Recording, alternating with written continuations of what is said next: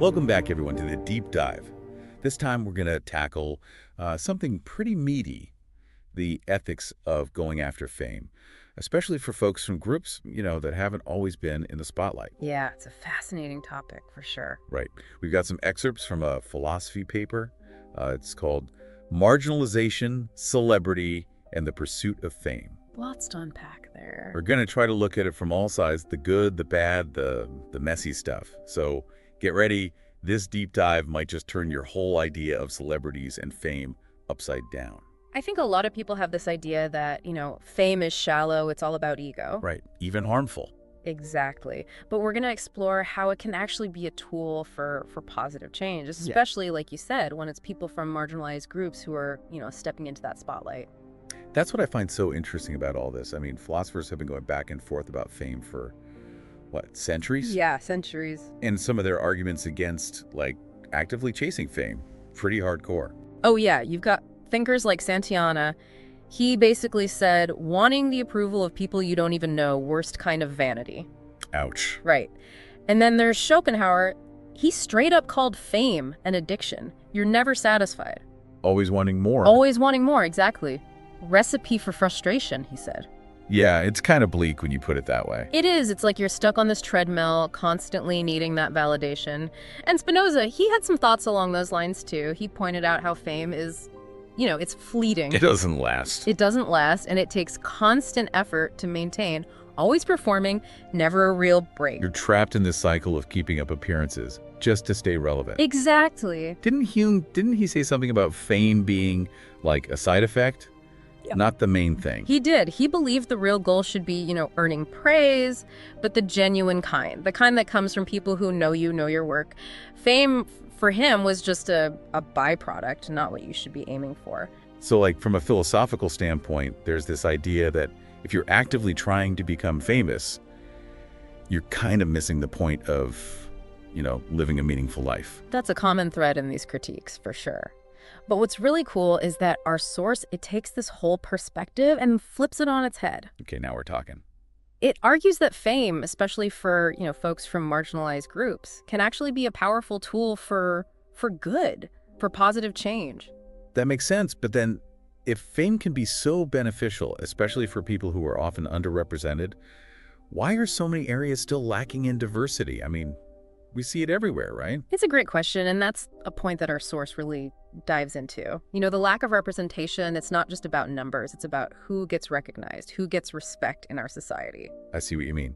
So when you don't see people like you in positions of, influence, what kind of message does that send? Oh, it can make you feel invisible, like your experiences, your perspective, they don't matter. That's where thinkers like Honneth and Garwal come in. They focus on this idea that being denied recognition, especially the kind that comes with fame, can actually be harmful. So break that down for me. How does that lack of representation actually translate to harm? Well, think about it. If you rarely see someone who, looks like you, comes from a similar background, and they're achieving success in the public eye, that can really impact your self-worth, makes you question your aspirations, even what you believe is possible for someone like you. Yeah, it's like society's telling you your story, your talents, even your existence, not worthy of being celebrated, not even acknowledged. Exactly. And this whole thing gets even worse with what's called cloning culture, the idea that mainstream culture pushes a very, very narrow definition of success, of what's desirable. So we're told we have to fit into this mold, this predefined mold. And if we don't, we're somehow less valuable. Yeah. But our source, it argues that fame can actually help fight against this. Right. Yes. And it highlights 3 key ways that fame can be a positive force, especially for people from marginalized groups. Okay, hit me with them. Let's hear those reasons. The first one is the power of role models. Just imagine seeing someone who looks like you, comes from a similar background as you, and they're achieving success on a large scale. It can be so inspiring. It's about seeing possibilities, right? Breaking down those mental barriers that tell you what you can and can't do. Exactly. Didn't our source give a historical example of this with Black celebrity journalism during the Jim Crow era? Exactly. Back then, mainstream media mostly portrayed Black Americans with, harmful stereotypes. But Black celebrity journalism, it offered a different narrative. It showcased successful Black figures who defied those limited and often demeaning portrayals. So in that context, Just existing as a successful public figure from a marginalized group was a powerful statement, a challenge to the status quo. Absolutely, and that's just one benefit. The second one is the platform that fame gives you. It's like a megaphone. It lets you reach a wide audience and advocate for causes that might otherwise go unnoticed. Like Marcus Rashford using his platform to campaign for free school meals in the UK, or Kim Kardashian advocating for criminal justice reform. Perfect examples. They've used their celebrity to shine a light on these really important issues and hopefully create real change. Okay, so we've got role models, we've got platforms for advocacy. What's that third benefit that our source highlights? This one's a little more complex, but equally important. The idea of fame as a hermeneutic resource. Hermeneutic resource, that's a mouthful. Break it down for me. What does that mean in plain English? Think of it this way. Have you ever seen a celebrity go through something that you're also experiencing? Sure. Like maybe coming out or dealing with a health issue? Yeah, it can make you feel less alone. Exactly. That's fame acting as a hermeneutic resource. It helps us make sense of our own identities, our own experiences, by seeing them reflected in the lives of, public figures. So they become relatable figures, even if their lives seem so different from ours on the surface. Exactly. And it's not just about positive role models either. Even celebrities we might not like or disagree with, they can still help us define our own values, our own boundaries. So by seeing what we don't like, what we don't want to be, we get a clearer picture of who we are. Yes.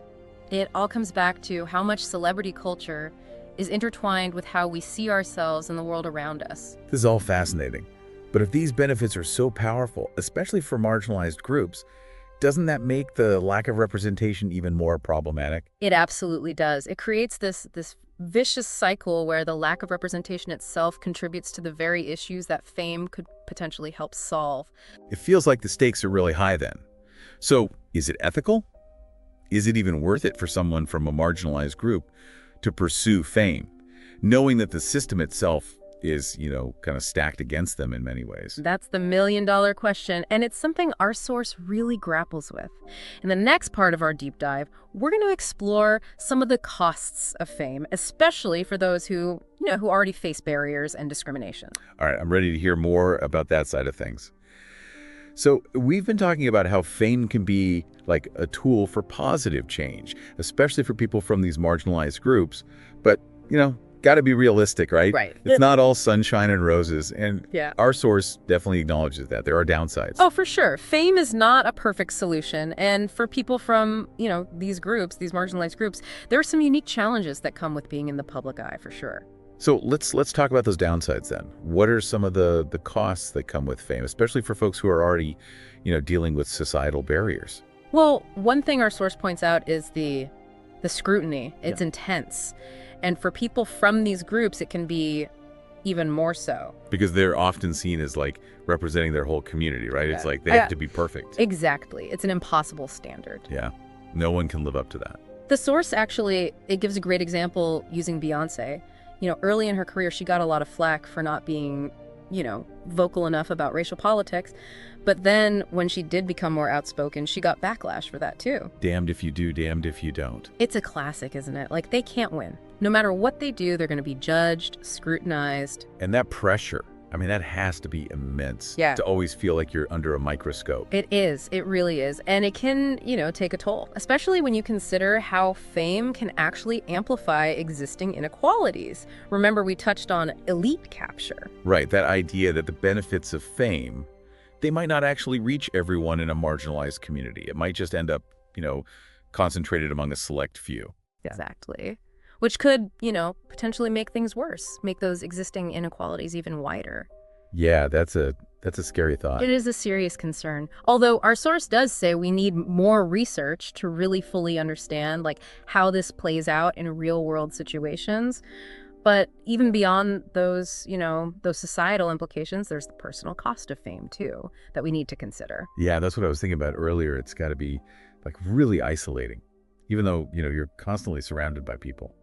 Yeah, it's a common experience. A lot of celebrities talk about that. And it's made worse by the pressure to always be on, Yeah. you know, to maintain this perfect public image. Yeah. The source even brings up, the potential for addiction, not just to substances, but to the attention, to the validation that fame can bring. I can see how that could happen, yeah. It's easy to see how fame could become, all-consuming, could really distort your sense of self, your relationships. Right. And our source talks about some pretty powerful examples of, celebrities who've spoken out about this darker side of fame, the stuff we don't always see. Right. And those voices are so important. They remind us that fame isn't all, glitz and glamour. There are real risks, real responsibilities, especially for people from these, marginalized groups.